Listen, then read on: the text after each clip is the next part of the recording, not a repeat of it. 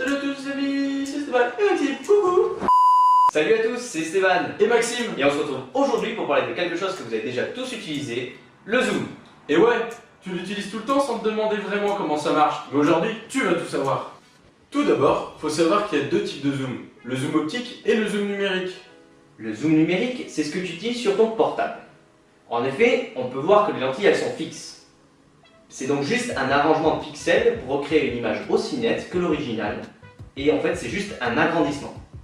Vous l'aurez compris, on va s'intéresser au zoom optique parce qu'il rentre dans le cadre de l'étude de l'optique géométrique. Mais qu'est-ce que c'est? Eh bien, c'est l'effet produit par le changement de la distance focale. Cet effet se traduit par la mise au point. Paniquez pas, on vous explique ça dans 30 secondes. Mais ce n'est pas tout, car toi-même tu possèdes un zoom optique. Et oui, les muscles ciliaires modifient la courbure du cristallin et donc la focale. C'est le phénomène d'accommodation qui te permet de voir de près ou de loin. On cherche donc à retranscrire l'accommodation avec des systèmes composés d'une ou de plusieurs lentilles. Mais comment ça marche? On va d'abord définir ce qu'est la focale ou la distance focale.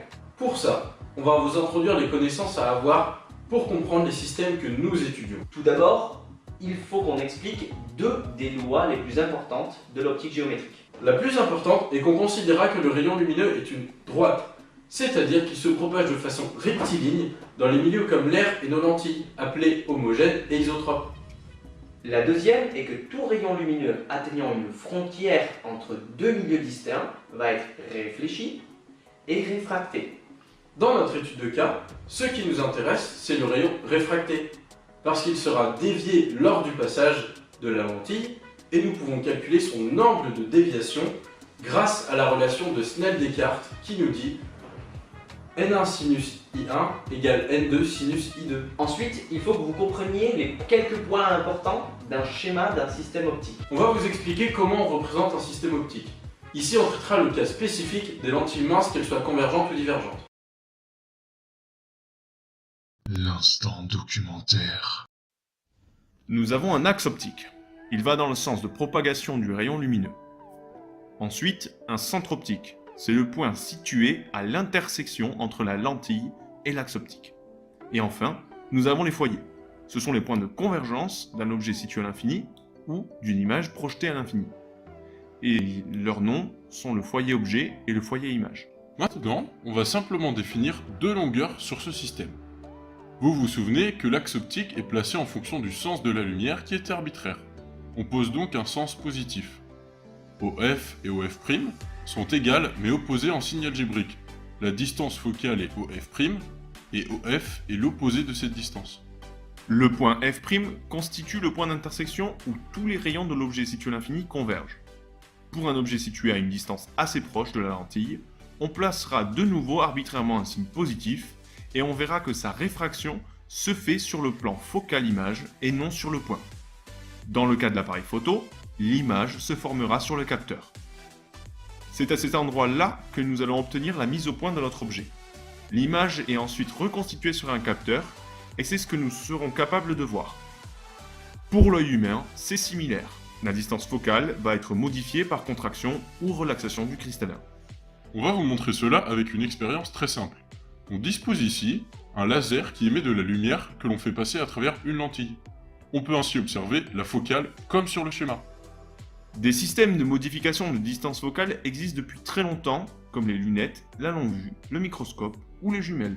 Pour la plupart, ils fonctionnent comme les objectifs d'appareil photo, en modifiant la distance de deux lentilles et en laissant une fixe. Mais ces exemples sont dans des cas parfaits. Mais on ne vit pas dans un monde de bisounours.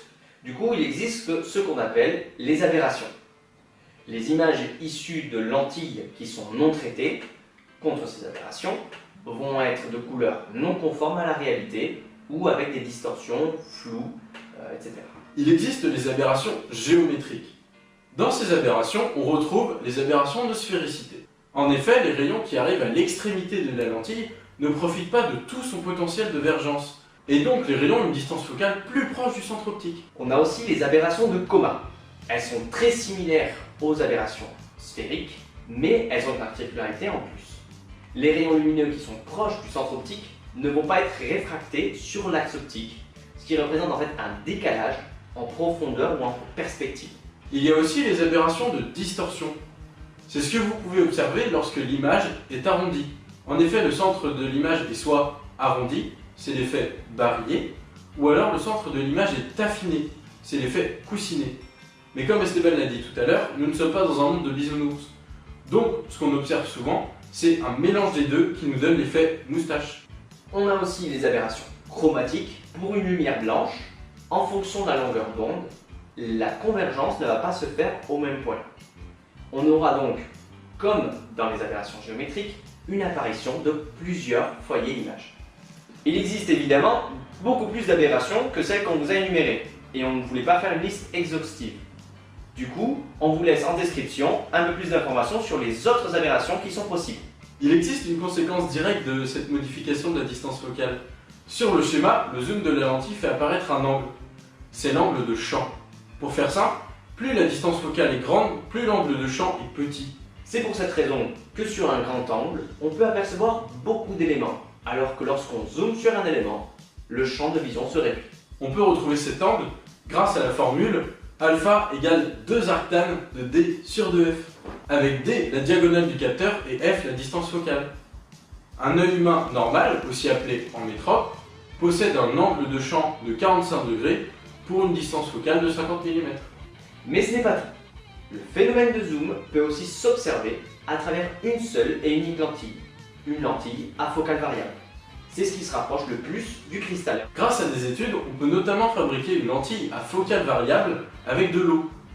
En effet, avec le phénomène de tension superficielle, si on dépose une goutte d'eau sur une surface hydrophobe, d'un rayon inférieur à la longueur capillaire, elle prend la forme d'une calotte sphérique. Mais qu'est-ce que la longueur capillaire? Eh bien, c'est la longueur maximale pour laquelle la goutte peut prendre la forme d'une sphère. Car si on dépasse cette longueur, les effets de gravité prennent le dessus sur la tension superficielle de l'eau et la goutte s'aplatit.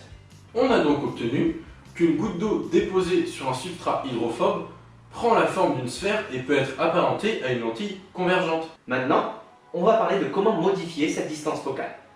C'est le phénomène d'électromouillage. Pour faire simple, on connecte un générateur à une électrode, puis on dépose sur cette électrode un isolant. De cette façon, en faisant passer une tension à travers la goutte, on est capable de modifier son angle de contact et ainsi sa distance focale. D'où le nom de lentille à focale variable. Mais comment ça marche? Le phénomène est régi par la loi de Lippmann-Young. On voit donc ici que l'angle θ est lié à la tension. Si on modifie la tension, on va modifier l'angle, et donc la focale de la lentille. Ainsi, on obtient une lentille à focale variable avec de l'eau salée et une tension.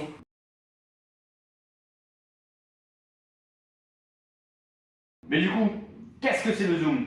Le zoom, c'est juste la variation de la distance focale en gardant la mise au point. Pas mal, Jimmy Arnac. Mais bon, il oublie quand même toutes les conséquences, avec l'angle de champ et les aberrations. On espère que cette vidéo vous aura plu, que vous aurez tout compris sur le zoom. Et que si vous avez aimé, vous pourrez la partager à tous vos potes et liker.